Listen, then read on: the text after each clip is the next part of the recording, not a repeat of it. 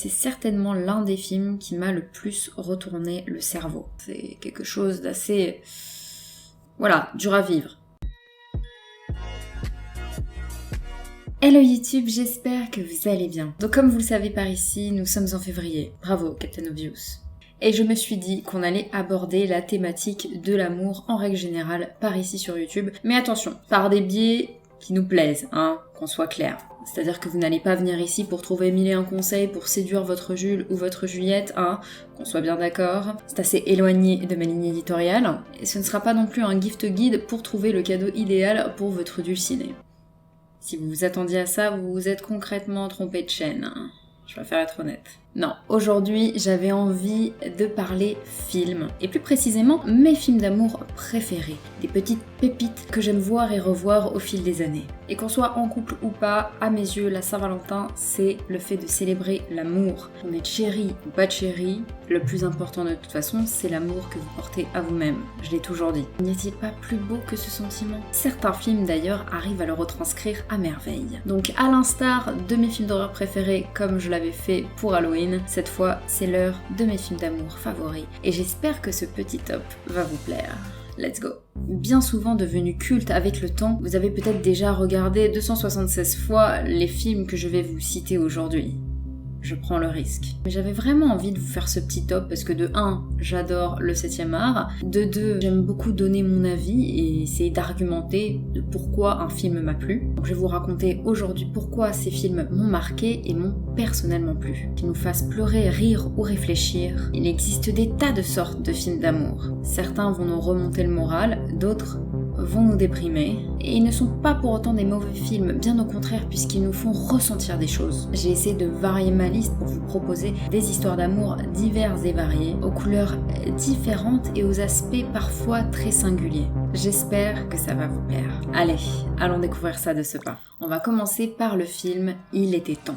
Il était temps, c'est une comédie fantastique et romantique écrite et réalisée par Richard Curtis et sortie en 2013. Il était temps raconte l'histoire de Tim, qui découvre, à l'âge de 21 ans, qu'il possède la capacité de voyager dans le temps. Là, on est sur du gros fantasme quand même. Non mais honnêtement, qui n'a jamais rêvé de voyager dans le temps? D'ailleurs, si vous deviez avoir un pouvoir magique, lequel serait-ce? Dites-moi tout en commentaire. Son père lui apprend qu'il s'agit d'un don transmis de génération en génération, de père en fils. Donc ça exclut les femmes de leur famille. Tim n'a pas le droit de modifier l'histoire. Il n'a le pouvoir d'interférer uniquement le cours de sa propre existence. Il lui apprend également qu'il faut éviter de modifier le passé et l'histoire, mais simplement tenter de rendre sa vie meilleure. Il y a une belle leçon de vie et beaucoup de philosophie derrière ce film. Tim part alors pour un stage de droit à Londres et rencontre Marie. Il tombe amoureux. Mais un voyage temporel va effacer malencontreusement leur rencontre. Il parvient néanmoins à rétablir la situation, je vous rassure, sinon il n'y aurait plus de film. Il ne va cesser dès lors de ruser avec le destin, afin de toujours améliorer les choses et rendre les conditions idéales. Cependant, pour certaines situations, le destin sera plus fort. Il va apprendre à ses dépens que son don ne peut lui épargner certaines épreuves de vie. C'est un film très poétique, assez contemplatif, qui m'a beaucoup touchée. Et il vous plonge dans une ambiance british comme on aime. Si vous aimez ce genre d'ambiance, vous allez adorer ce film. Et maintenant, nous allons passer au film Her. Her est un film d'anticipation américain, écrit et réalisé par Spike Jonze et sorti en 2013. Il raconte une histoire d'amour des temps modernes, dira-t-on. Dans un futur proche à Los Angeles, on découvre Theodore qui travaille comme écrivain pour une entreprise, rédigeant des lettres de toutes sortes pour d'autres personnes. Il est fraîchement séparé de son épouse, mais il n'arrive pas à se résigner à signer les papiers du divorce. C'est dans cet état de dépression qu'il va installer sur son ordinateur un nouveau système d'exploitation, OS1, auquel il donne une voix féminine. Cette dernière est une intelligence artificielle conçue pour s'adapter et évoluer. Et peu à peu, Theodore tombe amoureux d'elle. Ça va paraître fou pour certains, mais il faut savoir que ce type d'amour pour des objets, disons, c'est de plus en plus commun, surtout dans certaines parties du globe. Avec l'accélération digitale, en fait, c'était le cheminement logique de ce qui allait arriver. Ce film m'a beaucoup touchée et visuellement, c'est également un chef-d'œuvre. Il est vraiment esthétiquement beau, donc je vous conseille de le regarder. Après, honnêtement, je vous dis pas qu'il vous mettra dans le meilleur des moods, mais artistiquement parlant, il est sublime. est très dur à encaisser. Et maintenant, nous allons parler du film Jeux d'enfant. Jeux d'enfant est un film franco-belge réalisé par Yann Samuel, sorti en 2003. Il raconte l'histoire de Sophie et Julien, interprétés par Marion Cotillard et Guillaume Canet. Sophie et Julien vont se connaître enfants. Traversant tous les deux des phases difficiles, cela va les rapprocher et ils deviendront vite inséparables. Très rapidement, ils se trouvent une nouvelle occupation, le jeu du cap ou pas cap. Ils vont alors rentrer dans une frénésie de défis incontrôlables, les uns plus fous que les autres. On les voit grandir ensemble, puis une fois étudiants, ils continuent toujours ce petit jeu en se lançant des défis de plus en plus cruels, voire pervers. Le jeu commence à prendre des dimensions extrêmes. Aucun des deux ne veut rompre la spirale, même si cela peut porter atteinte à leur avenir. Sophie, agacée par la situation, essaye de lui faire prendre conscience que leur amitié s'est muée en amour. Mais c'est sans succès puisque Julien pense qu'il s'agit d'un jeu, encore une fois. Après de nombreuses péripéties dangereuses, ils se mettent au défi de ne plus se voir pendant 10 ans. On les retrouve alors 10 ans après. Julien est devenu mature, un bon travail, une femme et même 2 enfants. De son côté, Sophie vit en couple avec un riche footballeur. Le jour d'anniversaire de leur séparation, ils se revoient. Et là, je ne vous en dis pas plus, j'ai pas envie de spoiler non plus, mais croyez-moi, vous devez absolument voir ce film si vous êtes adepte de belles histoires d'amour. Et encore plus si vous êtes amateur de films poétiques très imagés, parlant d'amour et de sentiments. C'est un bijou. Ensuite, nous allons passer au film Eternal Sunshine of the Spotless Mind. Eternal Sunshine of the Spotless Mind est un film américain sorti en 2004 et réalisé par Michel Gondry, dont j'admire énormément le travail. Je sais pas si vous vous rappelez de la pub Air France avec les nuages, enfin bref, tapez Michel Gondry sur internet, vous allez voir, il a fait des films, des spots publicitaires, des clips, et honnêtement, à chaque fois son travail est remarquable, j'aime beaucoup sa patte, et donc forcément j'allais craquer pour ce film. Le film raconte l'histoire d'amour entre Joel et Clémentine. Très différents l'un de l'autre, Joel est plutôt réservé et discret, tandis que Clémentine est spontanée et pleine de vie. Mais un jour, Joel est confronté à quelque chose d'assez spécial. Il rejoint Clémentine sur son lieu de travail pour lui offrir un cadeau de Saint-Valentin d'ailleurs, mais celle-ci ne semble plus le reconnaître. Pire encore, elle dit avoir un autre homme dans sa vie. Joel va tenter de comprendre ce qu'il se passe et découvre la clinique de Lacuna, spécialisée dans l'effacement des souvenirs. Et Clémentine l'a apparemment fait rayer intégralement de sa mémoire. Pourquoi aurait-elle fait une chose pareille? Là encore, je ne vous en dis pas plus, je ne veux pas spoil, je vous laisse la surprise. Mais pitié, ne passez pas à côté de ce film, il est vraiment magnifique, plein de beaux messages, et je pense qu'il va vous plaire aussi. Bon, encore une fois, c'est pas un film qui vous donnera la pêche, hein. C'est quelque chose d'assez... voilà, dur à vivre. Mais bon, il est d'une rare beauté. Prochain film, nous n'allons pas parler de un, mais de 2 films. J'avais envie de vous raconter l'histoire du film Ouvre les yeux. Ouvre les yeux, c'est un film espagnol de 1997, réalisé par Alejandro Amenábar, dont je vous ai déjà parlé par ici d'ailleurs si vous suivez, dont un remake américain va voir le jour en 2001, oui. Le réalisateur Cameron Crowe décide de réaliser son remake avec Vanilla Sky. Et quand je raconte l'histoire de ce film en général, vous ne connaissez pas forcément la version espagnole, mais plus la version américaine, Vanilla Sky avec Tom Cruise et Penelope Cruz. Voilà, maintenant que je vous ai dit les acteurs, peut-être que vous voyez de quel film je parle. Avant de rentrer plus dans les détails, il faut savoir que c'est certainement l'un des films qui m'a le plus retourné le cerveau. Le final turn est insane et l'histoire m'a beaucoup touchée. L'histoire raconte celle de César, un jeune homme de 25 ans emprisonné pour meurtre. Un psychiatre est alors chargé par la justice de lui rendre visite pour déterminer s'il était en état de démence au moment où il a commis le crime. César raconte alors son histoire, prenant la forme d'une série de flashbacks. Ces derniers font apparaître peu à peu de graves confusions dans sa perception de la réalité. Il faut savoir que César était un garçon riche, beau, et venait en plus de ça de trouver l'amour de sa vie, Sofia. Vous avez capté, il y a beaucoup de Sophie quand même dans les histoires d'amour, hein. Mais son ex-petite amie décide de refaire surface et par jalousie, va provoquer un accident de voiture dans lequel elle meurt et laisse César horriblement défiguré. Après l'accident, César veut retrouver Sofia. Mais celle-ci n'arrive pas à passer outre son visage désormais totalement détruit.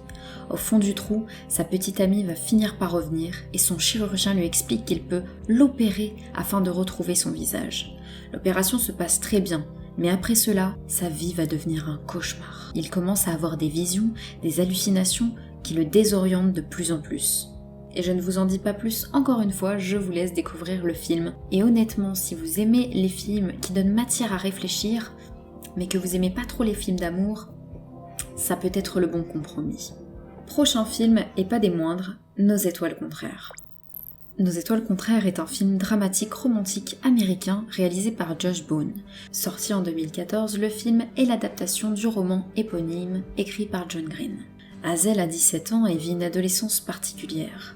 Après avoir miraculeusement survécu à un cancer de la thyroïde lorsqu'elle avait 13 ans, elle n'en a jamais vraiment guéri. Et pour couronner le tout, on vient de lui découvrir des métastases au poumon.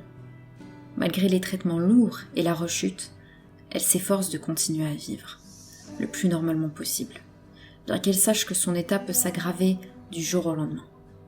Sa mère, Franny, va alors l'inscrire à un groupe de soutien pour jeunes malades. C'est là-bas qu'elle va faire la connaissance d'Augustus, venu accompagner son ami Isaac. Ancien basketteur séduisant, Augustus est lui-même en rémission d'un cancer des os qui lui a fait perdre la jambe droite. Hazel et Augustus vont commencer à se lier d'amitié et bien plus encore. Une romance valsant entre l'amour et l'amitié, entre insouciance et fatalité. Hazel se refuse à tomber amoureuse car elle ne veut pas causer de peine à Augustus lorsqu'elle partira. Par amour pour elle, Augustus va réaliser son rêve, partir à Amsterdam pour rencontrer l'auteur de son roman préféré, qui se termine d'ailleurs au beau milieu d'une phrase dont elle voudrait connaître la suite.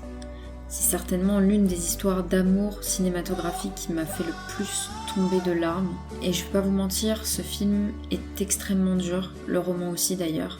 Je me souviens, la première fois que j'ai vu ce film, j'ai tellement pleuré que j'ai eu une migraine après, mais atroce. Bref, je vous aurais prévenu, il est très dur à voir, mais il en vaut la chandelle.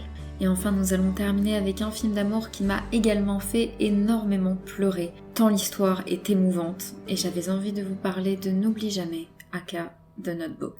N'oublie jamais est un film américain réalisé par Nick Cassavetes, sorti en 2004. Et là encore, il s'agit d'une adaptation. Donc il s'agit de l'adaptation du best-seller de l'écrivain Nicholas Sparks, intitulé Les pages de notre amour. L'histoire démarre dans une maison de retraite. Pour aider une femme âgée atteinte de démence sénile, un vieil homme, Duke, lui lit tous les jours le même livre.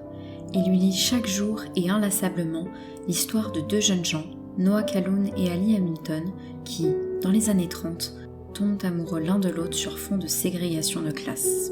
Donc pour vous planter le décor, Ali c'est une fille de 17 ans qui vient d'une famille très aisée et qui est en vacances. Et Noah, quant à lui, est ouvrier et travaille dans une menuiserie locale.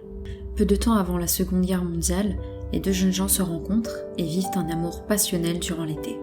Malheureusement, venant de milieux très différents, le sort les sépare. Après bien des années, alors qu'Ali est sur le point de se marier à un autre, son chemin croise à nouveau celui de Noah. Mais que va-t-il se passer ? Je ne peux vous en dire plus parce que j'ai envie de garder le charme de cette fabuleuse histoire d'amour intacte. Mais encore une fois, si vous êtes amateur de films d'amour, il faut absolument que vous regardiez cette pépite. En fait, tout au long du film, je n'ai pas arrêté de pleurer et d'être totalement gaga devant Ali et Noah. Je trouve que c'est un des plus beaux couples du cinéma et ce serait trop bête de passer à côté. Même si ça fait mal au cœur, que c'est extrêmement dur à regarder, le dénouement final, il crève encore plus le cœur, mais c'est tellement une preuve d'amour extrêmement forte et extrêmement belle que vous ne pouvez pas rester insensible à ça en fait. C'est magnifique, vraiment.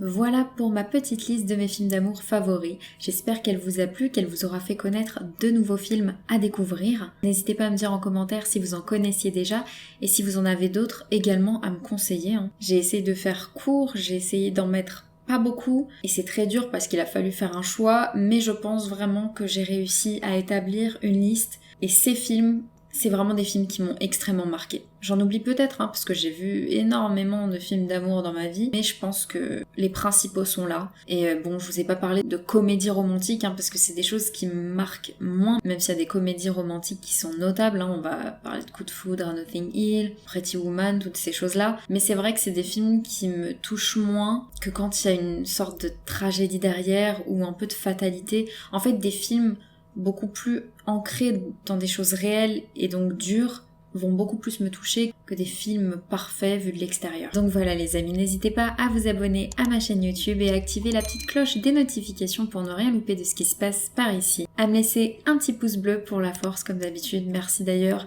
à tous ces pouces bleus que vous laissez à chaque fois, ça me touche énormément, vous êtes exceptionnels, merci pour ça. Je vous laisse ici, je vous fais de très très gros bisous et à la prochaine. Bye.